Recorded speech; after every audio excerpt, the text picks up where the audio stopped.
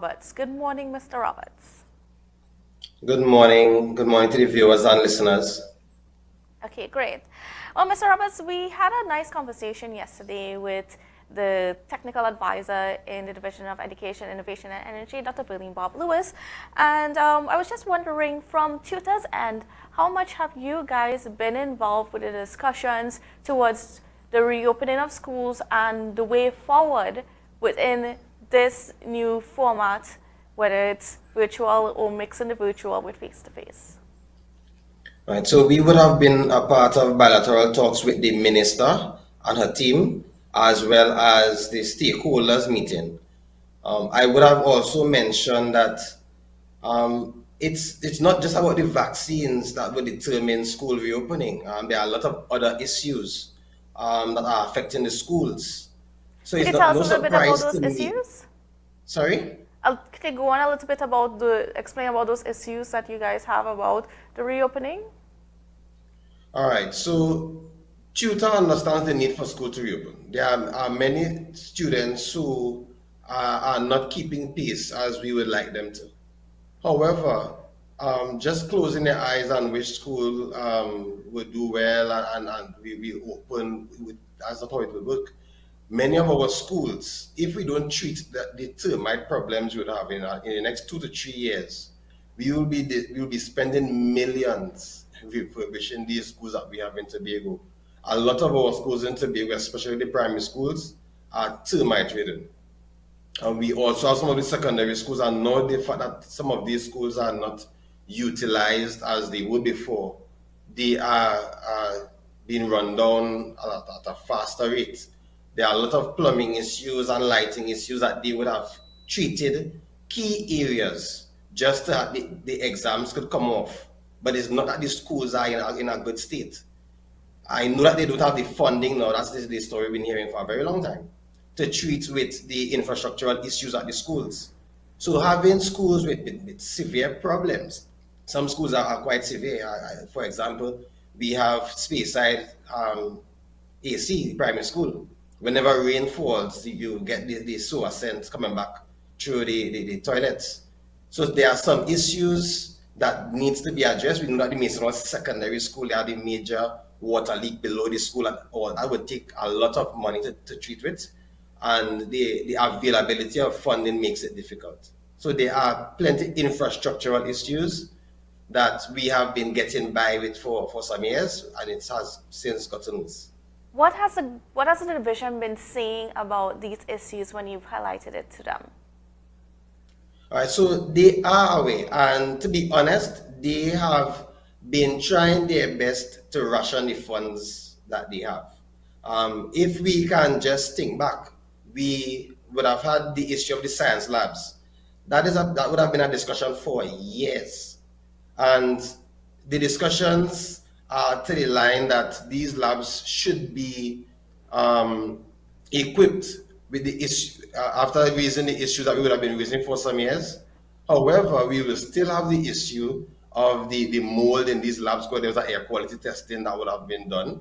They did nothing with the air quality testing for over a year, so the results of that testing may not be valid. So the real issue is funding.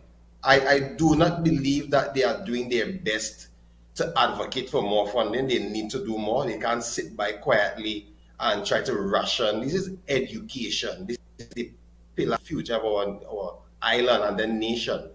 So trying to ration the funds with the little bit that we are getting is not cutting it. Okay, so we're gonna touch a little bit on education. As you say, education is the pillar of the society for the island and also nation, right? How do you think about the move towards critical thinking? Well, critical thinking, that's where the world has gone for a very long time. We are treating it in terms of theory, but not practically. They have been having a lot of 1 day workshop, 2 day workshop with teachers. A 1 day workshop or 2 day workshop doesn't change everything. Doesn't fully equip that teacher to just make that transition. Is a whole different focus. For example, we would have grown up in teacher-centered classroom where the teacher does all the talking and you take notes and so on. Now it's student-centered and 1 day and 2 day workshops. That would not make the full transition. Added to that, we would have changed the curriculum, changed the exams before implementing some of the things. So we are actually playing catch up. It is the way to go. We are no longer to just provide information, but we need to bring out the creativity out of our students. Our students are quite brilliant, and it's more to guide. So we do support critical thinking and so on. But the teaching that goes along with it, there are some teachers who have grasped pretty well from those 1 day and 2 day workshop, but more training is needed, I would say. We know that there are some teachers doing their best, but a more holistic approach. Give us We an can't have idea. the Sorry, sorry. give us an idea of what this kind of training would entail that you would feel comfortable with in going forth in this direction. Right. So, fortunately, I would have been a part of a Singapore model workshop. I was sent by my principal when I was teaching at BlackRock Government. That would have made a significant impact on the way in which I taught afterwards, and even now as a union official, as to how I approach matters. That workshop, it would have been, I believe it was 3 or 4 days, which was done in-house at UTT. Um, they would have given what is done in Singapore. Why they use Singapore? Singapore is leading the world in terms of mathematics. They were expressing some of their strategies and the faults that we have in the Caribbean, because it's not only Trinidad and Tobago that have the challenges in terms of the implementation of the critical thinking aspect or modality for teaching. America also has the challenge that came out also in the workshop. So it's not a 1 day. They need to have 3 to 4 consecutive days. What happens? We would have a day, then probably 2 weeks after we may have another day. By the time we get to all the other schools, um, it would have been watered down to the point where it is not as impactful. The next time that is needed though, after a workshop, there needs to be follow-up. So a curriculum officer could check in with a teacher to see how they would have implemented what they would have recently learned. Some of those things are actually lacking. What should have happened after that Singapore model workshop, because a cohort from Tobago that went, that team should have been able to come back and be arranged to go and so share with the various other teachers and other schools and so forth. However, that was more in dialogue, and the idea was there, but it never materialized. So basically, what you're saying is, out of learning from the Singapore model, what you would have liked to have seen is that it would have been a student-teacher kind of environment where you would have learned the Singapore model and now you're able to go with your other co-workers and teach them exactly what you learned to then try bit by bit implement those strategies into the system. Yes, indeed. And what I would have done, and well, those who would have been close to me would have been able to benefit. I would have done a report coming out of the workshop, which I would have shared with as many teachers, well, mainly those who I am in contact with at the time, well, would have been in contact with at the time. I would have done a little session with my school, with the staff there to enlighten them as to what the program is all about, which would have then encouraged a couple of them to also go to the other years in which they would have been doing it. Some schools, upon hearing about it, would have tried to organize a session for their staff, but it was not as organized as, and it did not facilitate that whole 3 to 4 day workshop that I would have been able to benefit from. Okay. Mr. Roberts, yesterday we had the Prime Minister saying to the nation that it is possible that he might choose to implement mandatory vaccination for schools to be reopened. What is tutors' view on this?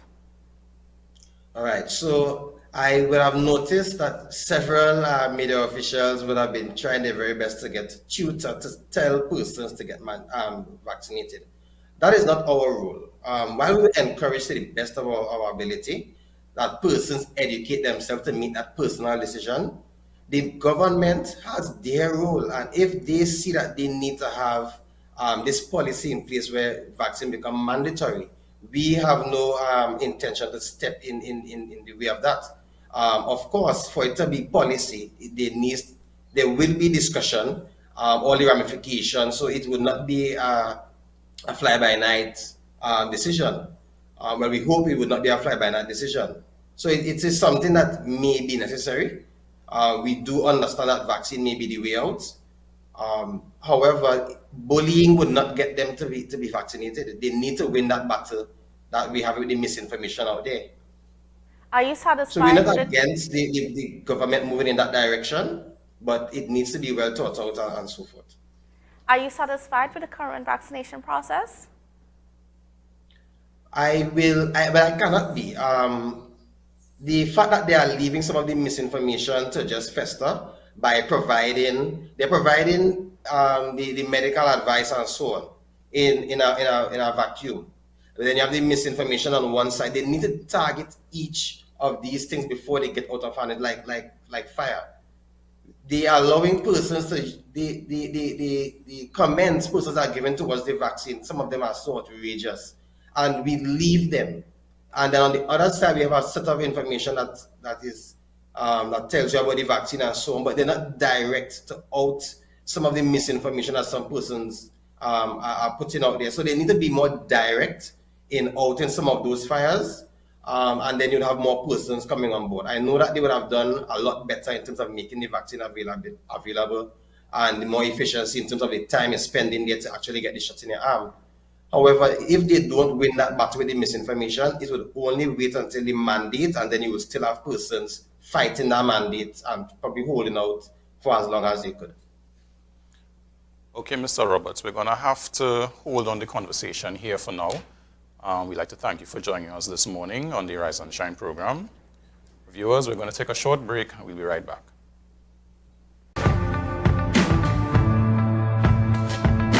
Welcome back, viewers. It is now 7:19 a.m. and we are joined again. We'll continue our conversation with Mr. Bradon Roberts from the Tobago Division of Tutor. Now, Mr. Roberts, just want to go into school beginning on September 6th in 2 weeks' time. How are you guys? How are teachers feeling going into this new school year? Right, so the feeling is mixed. We would have been preparing for the 2 month period, anticipating that school will indeed open in some form or the other. The other side of it is that the virtual lessons and the whole preparation and so on, it has deemed to be a bit stressful on many of the teachers who have particular targets and goals. Actually, I would have been advising many teachers that you would have to really restructure some of those goals and those targets, because it's not as impactful as the face-to-face would really be. So some teachers would have been really looking forward to school reopening in a physical space for majority of their students. Added to that, though, the stress factor of those teachers who have outstanding issues, that a lot of them called me yesterday upon hearing the news from the Prime Minister. No one seems to be treating with their matters. So our teachers have a lot of things on their mind. Yes, they're looking to prepare their best for the students. They would have preferred the face-to-face where they could have had more output from what they are putting in. But we also need to treat the teachers and their issues as they have that mental space to guard, and we need to help them in that regard.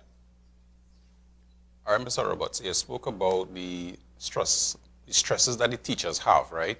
Now, the next question I was going to pose to you is, in terms of the innovation, we know we have a much maturer set of teachers who are accustomed to teaching in one particular manner, right?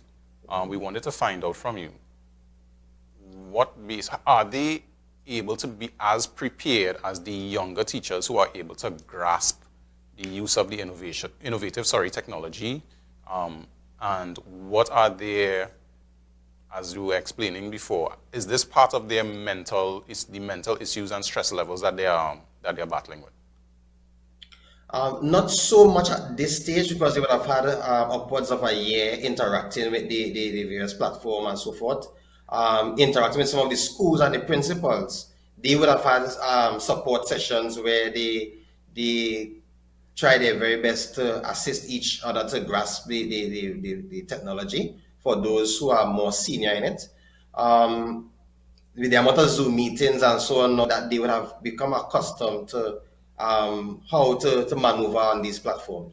Also, I would have been able to witness some of the schools doing sessions. They would have organized sessions on their own with persons who would show them how to make videos, how to make pictures that would suit their lesson. Because as I would have said to many persons, planning a lesson is not simply going and look for a video or get a picture to use. It has to suit your lesson, and sometimes building it takes some time. So they would have been getting that support.